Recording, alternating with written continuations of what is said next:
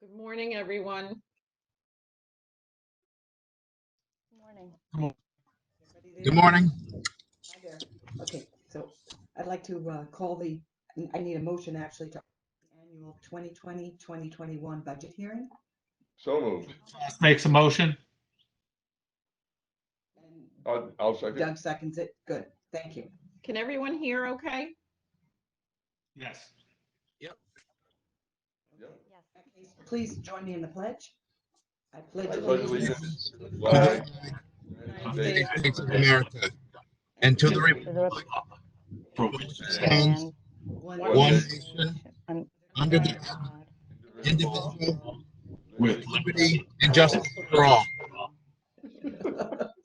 Okay, very good. Now we'll have the presentation and the review of the 2020-2021 budget and two propositions and the capital reserve and repair reserve funds. Terrific. So good morning, everyone. This is going to be a brief summary of the superintendent's proposed budget.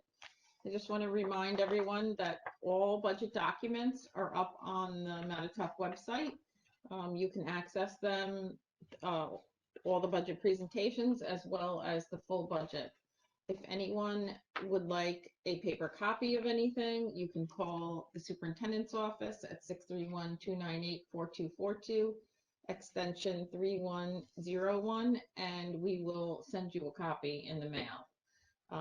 I also just want to alert the community that the budget newsletter is a little bit delayed. We expect it to be sent out in the mail on Friday. So hopefully some families will receive it on Saturday, if not on Monday. And at the same time, you will likely be receiving your ballot to vote the 2021 budget, the Board of Ed Trustees, and also the propositions, as Mrs. Meaton just described. So to start out, I just want to go over, if we could move to the next slide, a little bit of the tax cap history. The property tax cap, which was imposed in 2012, limits tax levy increases to 2%. If we could just move to the next slide, that would be really helpful. When the governor proposed this tax cap, there are certain exceptions to the 2%. So I know the community probably thinks it's a straight 2%, but there are many factors that go into this. So the statewide allowable tax levy increase is calculated by the state controller's office, and it's just a baseline figure. And every year, each school district has its own individual tax cap limit. So last year, ours was 2.52. This year, it's 2.29. But in this slide on the tax cap history, you can see how that fluctuates through the years. In each of the past, in this slide in particular, in each of the past 4 years, the district has proposed a budget that is below the allowable tax cap.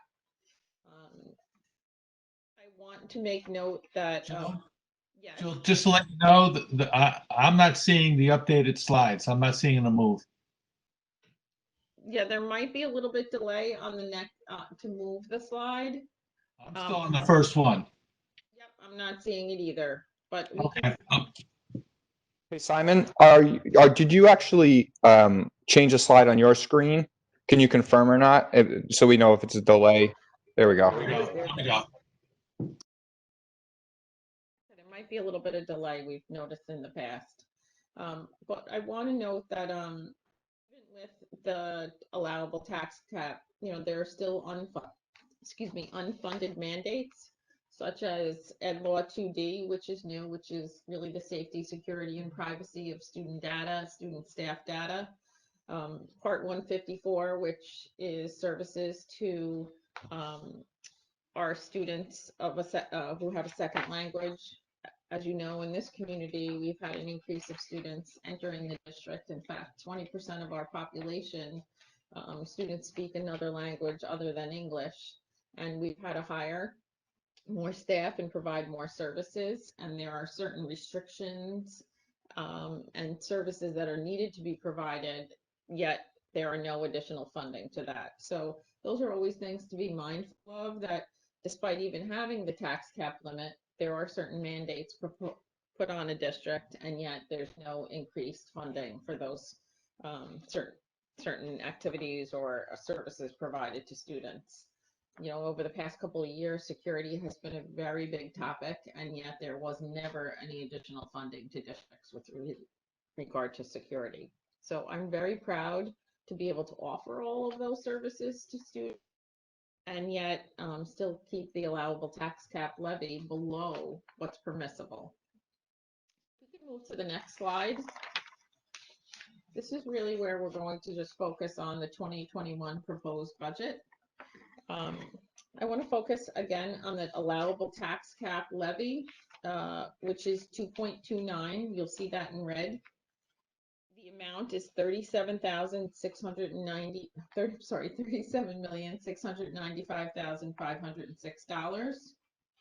However, our proposed levy is $37,494,923, which to the public will be a 1.75% levy. Last year, we were at a 1.9, so we're lower than last year. And the proposed budget change from last year is 1.55%. So we are $200,583 under tax cap. We have spoken about some unique circumstances in this school year. Some of those particularly are related to the COVID-19 virus and us being out of school for an extended period of time. With regard to being out due to the COVID virus, yes, we've had some that were unanticipated, including cleaning supplies, masks, and just certain things that we need to do to change our practices. However, we have also realized some fund balance savings over the past couple of months. And I want to bring to the board's attention and to the community's attention that when we realize some fund balance, it's up to the board to decide what to do with that fund balance at the end of the year. And those discussions usually take place in July and August. When we see that type of savings, we can put it in certain, what I'm going to call savings account or reserve funds. And those certain funds can be accessed next year should we need them. Now, when it comes to providing services for students under the COVID-19 virus next year, any safety precautions, we don't actually know, what is going to be needed, or I don't want to say needed or required. I want to focus more on what's required.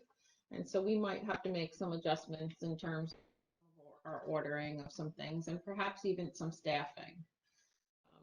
We are in a position to be able to provide all of those services, though. As well, we have been told that there will be a decrease in our state aid that was allegedly promised, sometime in January. So we need to be mindful of that. Either way, I would ask the board to consider that if we have additional excess fund balance that wasn't anticipated, once we close out all purchase orders and close out the year, that perhaps the board consider reducing the tax levy, which is allowable even later in October. But we would make those decisions in July and August. So we have a couple of moving pieces. We'll need to be able to pivot and change through those pieces in the next couple of months. But I want the public to know that they are voting on the expense side of the budget, and it is up to the Board of Education to make decisions on what to do with the fund balance, and make decisions whether we should set that aside in case there are those state aid reductions, or perhaps lower the levy a little bit more. Does anybody have any questions? All good. Jill, if we take some of the balance that you think we may have right now, how much will that lower our tax? So depending on how much, you were to how much you were to set aside to lower the levy. So say you were to take about $200,000 or $250,000 of that fund balance, that would lower the levy to about 1.5. And you need to be mindful that when you lower the levy each year, you can only set your levy the following year based on the prior year's levy. So you want to be careful not to go too low, because you might need that funding for the next year. However, if in this school year, we did not run certain sports activities and things like that, some of our transportation costs were reduced. So you can provide that money back to the taxpayer. We have money in this budget set aside to go back into the capital reserve. So that's one of the propositions. And also to set up that repair reserve, which we have money hopefully set aside to go into that with voter approval.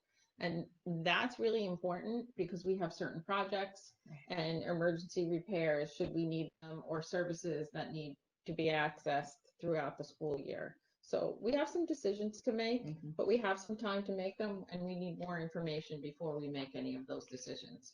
I do. This is Jen. Uh-huh. Hi, Jen. Another question. Sorry.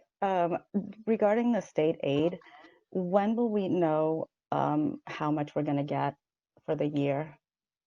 So we actually don't know, Jennifer, how much we're going to get or how much it might be reduced. So we are hearing that it could be spread out over the year.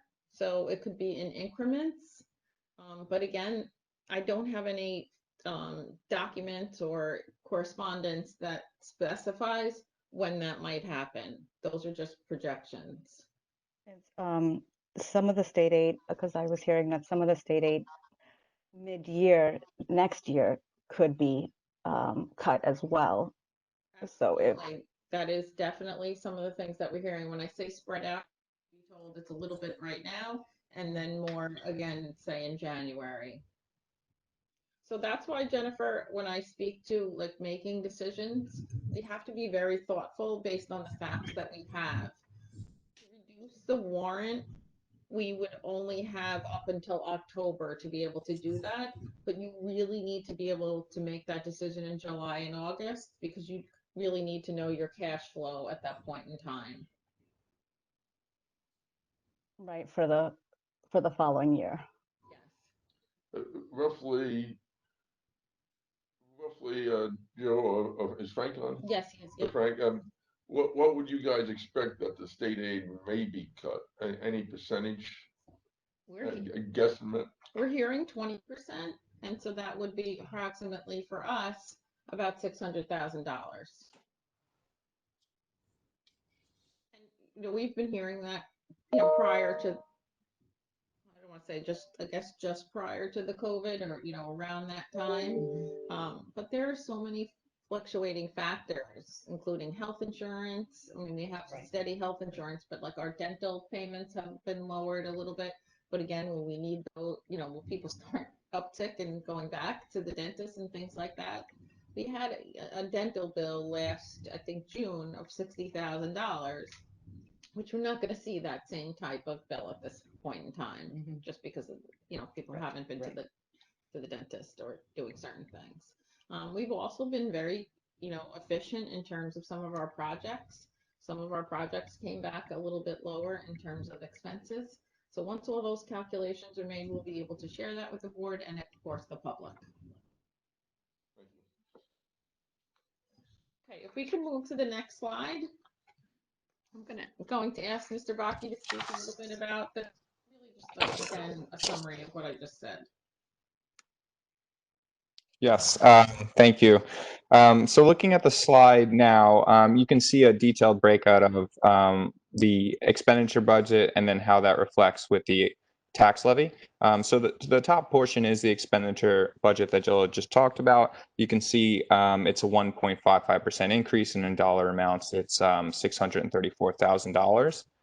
What that means from the tax levy perspective is our proposed tax levy is the 1.75%, which is $644,000. And then you can see the 2.29 maximum levy that we just spoke about is the highest that we're allowed to go.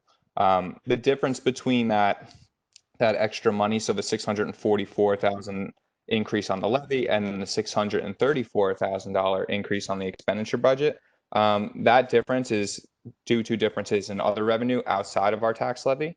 So Simon, if you skip to the next slide, you will see where some of that other revenue is reflected. So again, like our tax levy is about 90% of our budget, but we do have other sources, particularly state aid. So we were just talking about that. That's the top line here. You can see that we are expecting $3 million. And again, we've been told that there will be a reduction. I've agree with everything that Jill is saying, that it's been said up to 20%. However, that within that 20%, it really fluctuates and nobody knows for sure. And talking to other districts, it seems that most are doing similar to us. And we're setting our budget based off of the last legislative budget amount, and then are prepared to adjust, knowing that some cuts may be coming, but not knowing when. And then if you look, the other lines that make up the other funding sources are a combination of reserves and other miscellaneous revenues. So we have our ERS reserve, which we're budgeting to use some money from, EBLR reserve, which is for when people retire, and then our workers' comp reserve and unemployment reserve we're also using modestly, because we can only use those reserves up to the amount of the expense we have for the current year.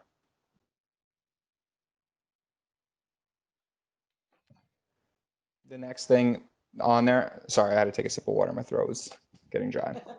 The next thing on there was other miscellaneous income. And that represents, it's a small amount of money, but what it represents in terms of our overall budget, but it's billings for use of facilities, tuition, and any rent that we collect. And then that brings you down to the total non-tax revenue. So as you can see there, it's just under $4 million. And then when you combine that with what we're expecting from our tax levy and property taxes, you get to the expenditure budget, which is 41,418. 100, and that brings you back to the 1.55%. Simon, you can go to the next slide, please. Okay, and this slide here is showing what that expenditure budget means in category expenses. So some of what we call the budget drivers. You can see the big one is salaries, which represent about 50% of our budget. So that's just over $20 million. And then the next, say 25% of the budget is made up of benefits. So TRS, ERS, the big one is health insurance, and then other benefits such as like dental, vision, and any other like insurance benefits that we provide. That makes up the next quarter of your budget. So 75% roughly of the budget is made up of that. We are a people-driven organization, and that's really what's driving the bulk of the expenses. A lot of those, so in terms of what's actually driving them, a lot of the salaries is overwhelmingly longer contracts that are subject to collective bargaining negotiations. And then our benefits also have some element of a collective bargaining in terms of contribution rates, but are also driven with cost of living increases. So those are a little more variable in terms of what we might expect over the next few years. The remaining 25% of the budget is comprised of the other categories. So you think in terms of I think the three great things on it that you can see is the facilities, technology, and debt service are all going down year over year. And I think facilities and technology are not that we're necessarily reducing anything, but I think it's just more efficient, and we're seeing the fruit, like we're seeing the benefits of like some prior year investments in terms of equipment and personnel that have really reduced what we're spending contractually, especially on the facility side, and then also a lot of the infrastructure is in place on the technology side. So we do have some nice savings there, and debt service as well, as we continue to pay down older debt. The amount of money we have to contribute to future budgets is going to go down each year. And then that allows us to spend more money in some of what you might think of like the more valuable, like instructional services, such as like textbooks, instructional resources, that really benefit students the most. Yeah, so So I, Yep, go ahead, Joe. I just want to speak a little bit to some of those tech resources and textbooks and things. So when we purchase textbooks now, some of it is all based online. Most textbooks you can still get a hard copy, but we don't purchase the same hard copies. Mostly for high school students, those are an online version. Unfortunately, the costs pretty much are the same, but we are buying some new books or instructional resources, mathematics for 5 through 8, a new physics textbook as well. I do want to explain that we should probably do a better job on this. The budget driver, the TRS for the public, that's the teacher's retirement system, and the other, the ERS, the employee retirement system. So we'll update that slide just so people know what exactly it is. Additionally, yes? Just a quick question with respect to the percentage that we're spending on staff.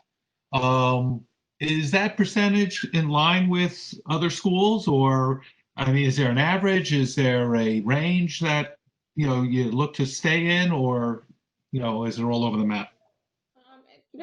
Our payment to our staff is, I want to say, like the middle to about average.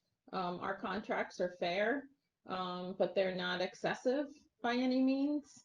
And that would be across the I board. mean, as a percentage of the whole budget, like I think Frank That's said, we're about normal. 50% for salaries and a total of 75% including benefits. Yep, that's normal. Absolutely. Maybe even a little lower. Yeah, I was gonna say it might be either dead average or lower. It's definitely not a higher percentage of the overall budget. All right, thanks.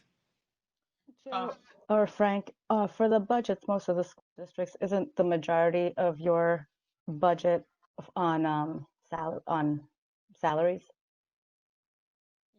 Yes, you're always going to see the greater portion. That's Frank just described. This is a people business, and The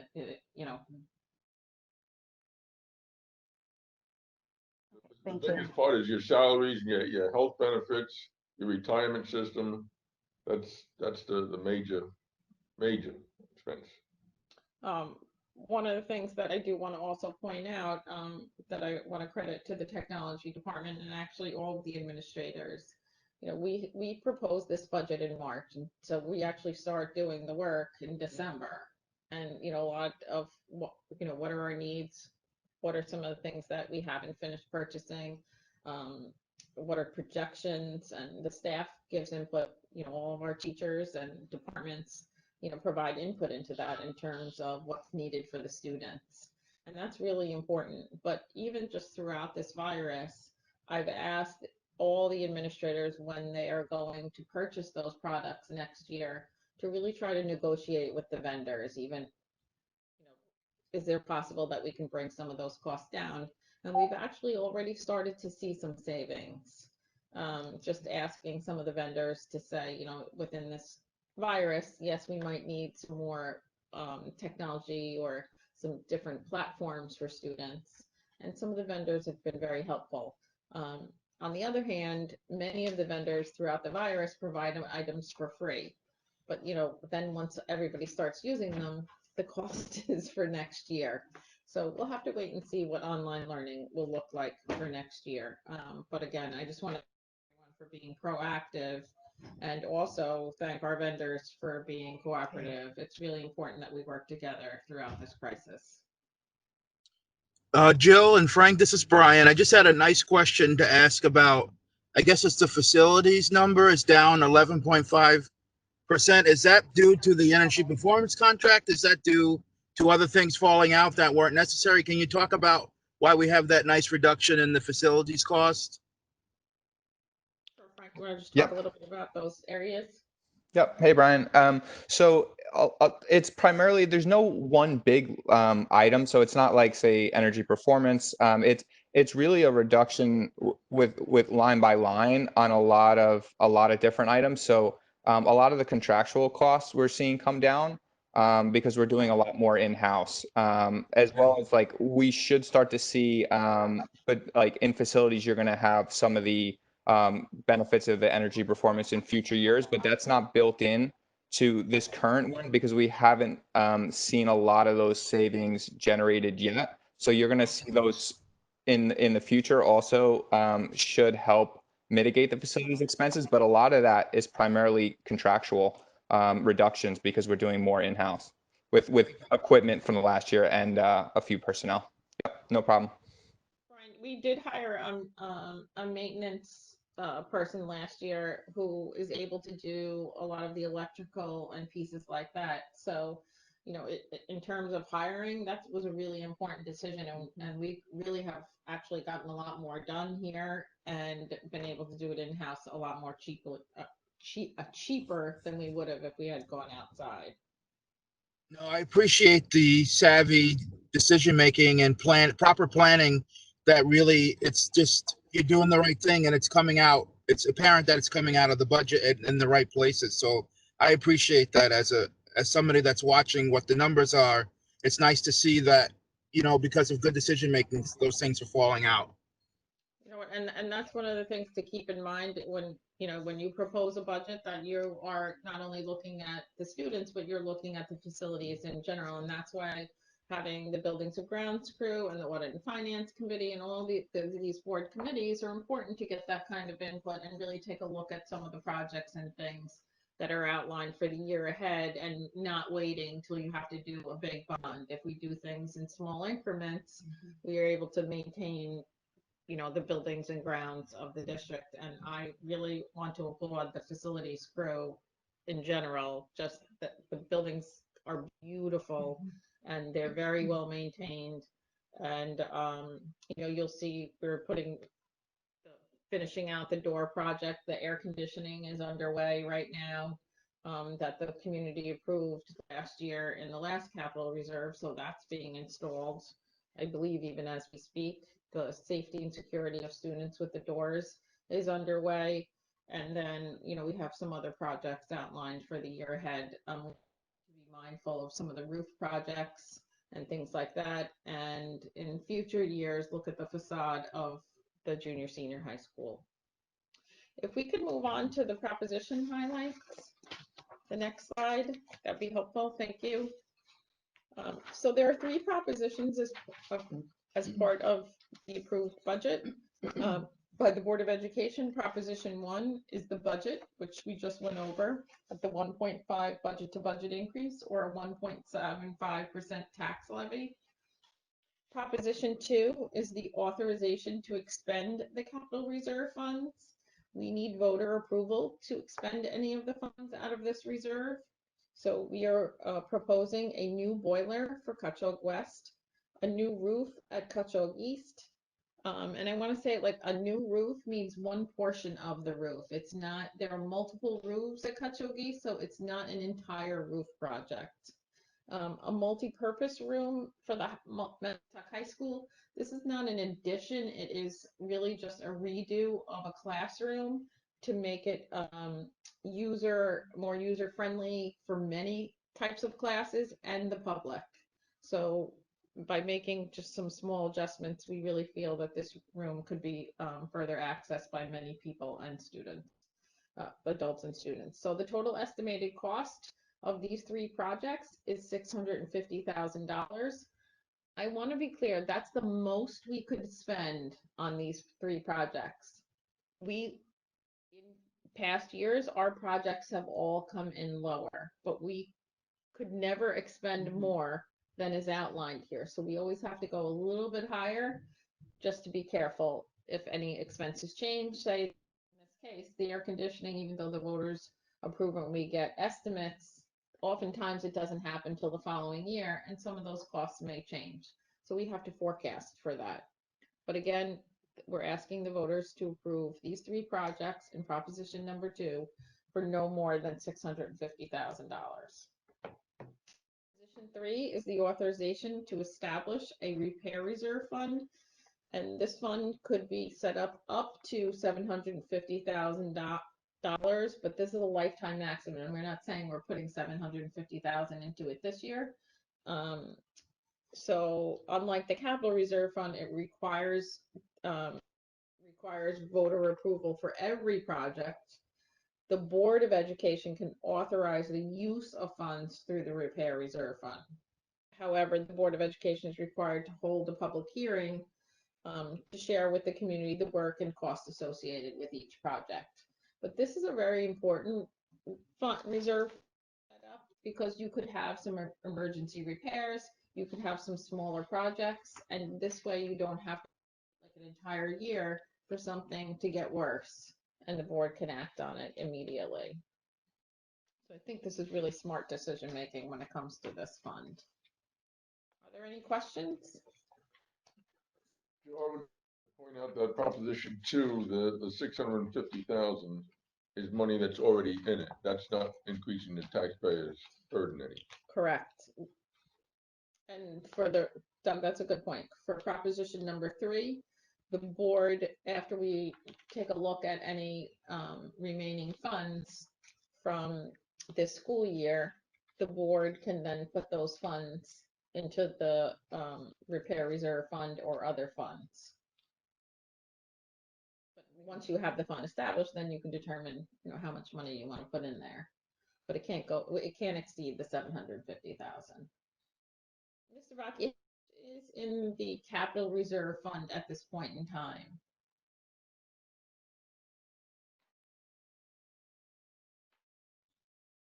Frank, are you there? Yes, I'm sorry, I was muted. I have so there is we have $2.5 million in the reserve right now. That's prior to if we were to make any additions at the end of this year. Okay, thank you. But does that include all the funds that were committed for the air conditioning and security? Has that all been paid out of that fund? So yes, that would that is after those two projects. Okay. There may that number may fluctuate a little once the full hard numbers of those projects come in, but it's accounting for those two projects in that 2.5. Okay, thanks. You're welcome.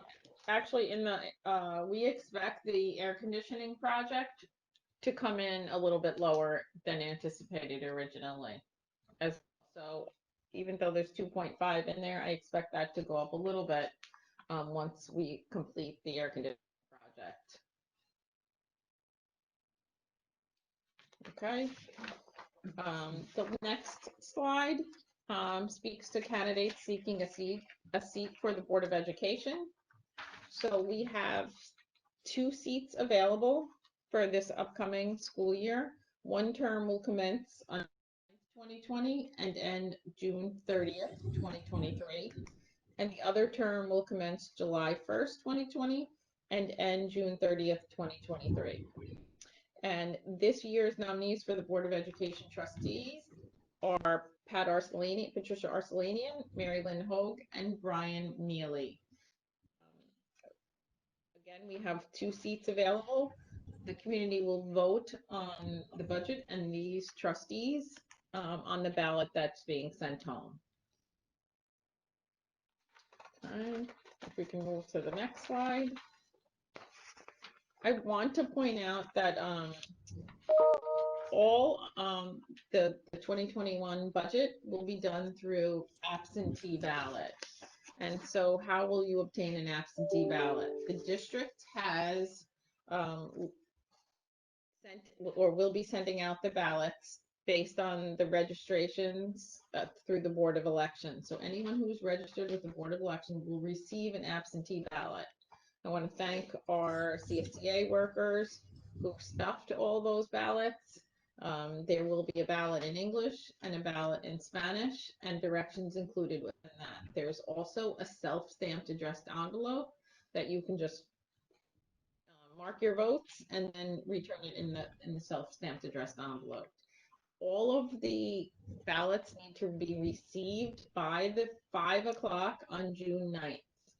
So we will be checking at the post office at 5 o'clock, and then any that we've received prior to that or that can be dropped off. There's actually a mailbox out of Cutchogue West at 385 Depot Lane for anyone that wants to drop off their ballot. And also just let us know. I mean, we're here every day, but if it's after hours, you could always drop it outside in a secure box. So a qualified voter must be a U.S. citizen, at least 18 years of age, a resident of the district for at least 30 days prior to the June 9th, 2020 vote, and registered to vote in the Matatuck-Cutchogue School District or with the Suffolk County Board of Elections. If somebody is not registered at this time, there is still time to register. And we have a link up on the website through this PowerPoint and in some letters that went out to the community, where you could register at the DMV, and that will activate the registration. And then every couple of days, we'll be calling the Board of Elections to check to see if there's any new registrants at that point in time. If there's any new registrants between when we send out the ballots and June 9th, do we send out more ballots? Yeah, so we would, as we Sure. check the Board of Elections, so if we have, say, 5 new people, once the Board of Elections we call, they notice us of these 5 new registrants, we would then mail out new ballots to those.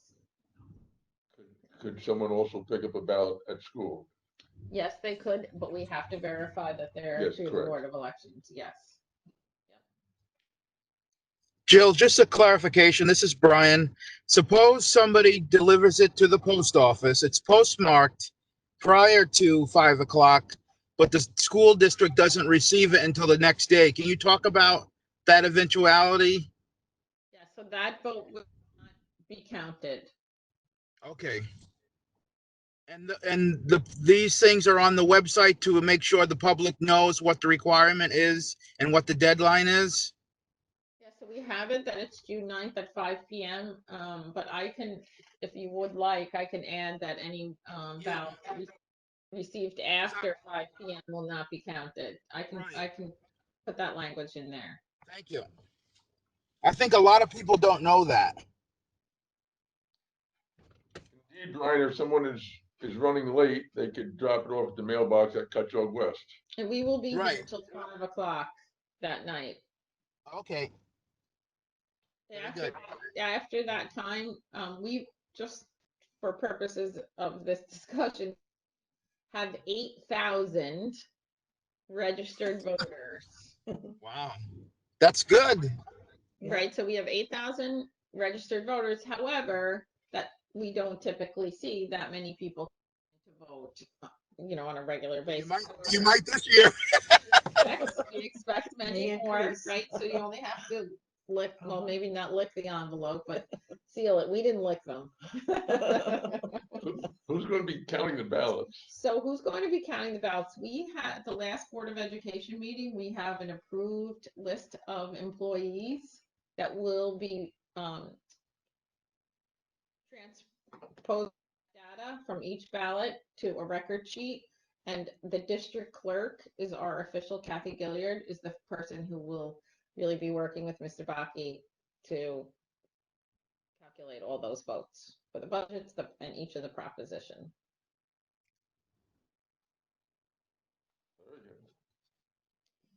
Okay. All right, so the next part, we have asked, we've posted on the district website for, I think, about 2 weeks now, this meeting, as well as posted on the signs at each of the schools that, because this is a little different than typical, we would be in public for a budget hearing, but ask the public to send any questions to the Board of Education or myself related to the budget. And so at this time, I ask that we just move to the slide that says questions submitted by the public. And yesterday, we did not receive a question, but we received a statement from a community member that I just want to have read. So let me just read. So this came from Richard Brewster from Cutchogue. He says, the time has come to cut back on the 6-figure salaries which some educators receive. It is also time to cut back on the non-teaching staff at our schools. We can't afford them. We, seniors, have been leaving the South for years due to high taxes. Of course, we expect nothing to change, so we too may leave. Richard Brewster, Cutchogue. Okay, The next, No more questions have come in. so I want to see if since- any other questions have come in at this time. None that I see, Joe. Okay. Go ahead. Any that do, you'll respond to? Of course, yes. Anybody that has questions from now till the June 9th or after? Yeah, I didn't plan Or on after, Okay. yeah, we're happy to go over anything. You could always make an appointment and we'll walk the residents through the different aspects of the budget. I did have one resident call and they were under the impression that they would receive really it's over 100-page document which lists every single item on the expense side of the budget. We do not send a document like that out, but it is available on the website. And if anyone would like a copy of that, we certainly could send it out. We just don't mail that to every resident, and we capture those items through the different codes that will be in the budget newsletter. So that you can stop here at West and pick it up. Absolutely. Also, to note is that each board candidate responded to a number of questions, the same questions, and so their answers will be posted on the website for the community to kind of review before they cast their vote for board members. Yeah, so Jill, this is, oh, sorry. and those responses to the questions were submitted by a number of constituency groups, and Barbara Whedon and myself were able to just really capture the essence of all of those questions. So there'll be 7 questions and responses listed up on the website today. Jill, this is, yes, I just, in Mr. Brewster's case, it's a general statement, but I just was wondering, will the district respond to say we have read his comment and that we're aware of that he reached out to us? It just was. You just did. I mean by email, since he emailed us. Thanks, George. Because he may not have the capability to listen to this. So I just want to make sure he's aware as a constituent that his concern was read, and I hope that he's reached out to by email since he reached out to us by email. Yeah, so it went to the Board of Education, and Mrs. Wheaton will be responding that we're Thank in you. receipt and read it. Thanks, Brian. Good point, Brian. Yeah. Okay. Any other questions? Okay, do we miss anything? Pretty good. Okay. So again, we want to thank the community for showing their support for the school district in advance. And at this time, we're just going to ask that you cast your ballot before 5 p.m. on June 9th. No, I just want to say thank you, and I just am impressed with, I feel like it's very, very meticulously done, and that there is an eye to, we're always balancing as a school board, we're always balancing the fiscal responsibility that we have to the taxpayer and the community with making sure that our education is exemplary. That's the whole point of what we do, is provide an exemplary education for our students.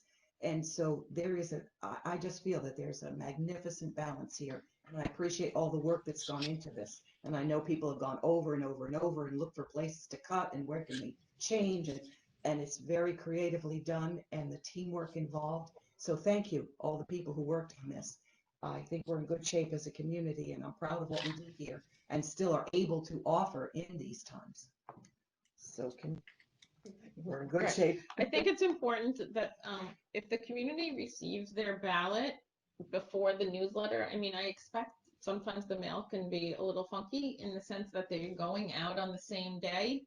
But the budget newsletter really captures Yes. all of the things that we spoke about at the budget hearing today, but also the exceptional academic programs offered to students, any new enhancements that are included in the budget. So in this budget, everything is going to stay the same for students. There has the same and a little bit more. So We have looked at areas, there are new courses for the high school that we continue to offer students. There are some remedial programs for students that may be struggling, so some creative ways to provide those students so they're on track for graduation. There are some social, emotional, and mental health components of the budget that are really important.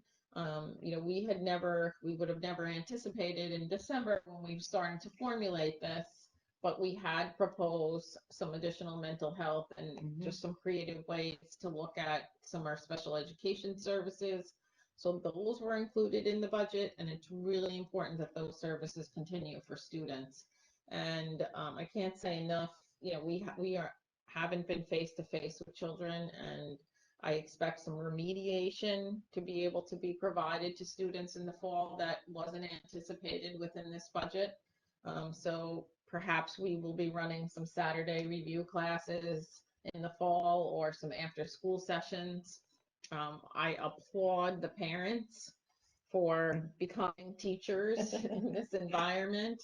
And of course, I want to give a huge shout out to our teacher staff as well as our teacher assistants who really, we have teacher assistants who are calling students every day and sitting with them. I overheard one of the teacher assistants last week provide a math lesson to a student, and she just really did an exceptional job one-on-one for a student that was struggling.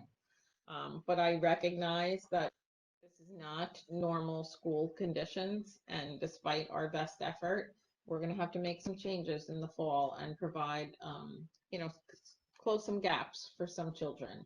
So again, thank you to all of the staff and the teachers' assistants and to the parents. Collaboratively, I think we have done a very, very good job because of the commitment to the kids in the community. And our food service for families in need is going to continue over the summer. So all good things are happening, but we will definitely have to make some adjustments next year. Jill, this is Jen. I just want to say thank you also to the school and the community just for working together during these difficult times, for the kids. Thank you to the parents, the teachers, the families. That it's been difficult during this time, and just the school and the community have worked so well together, just getting through these challenges.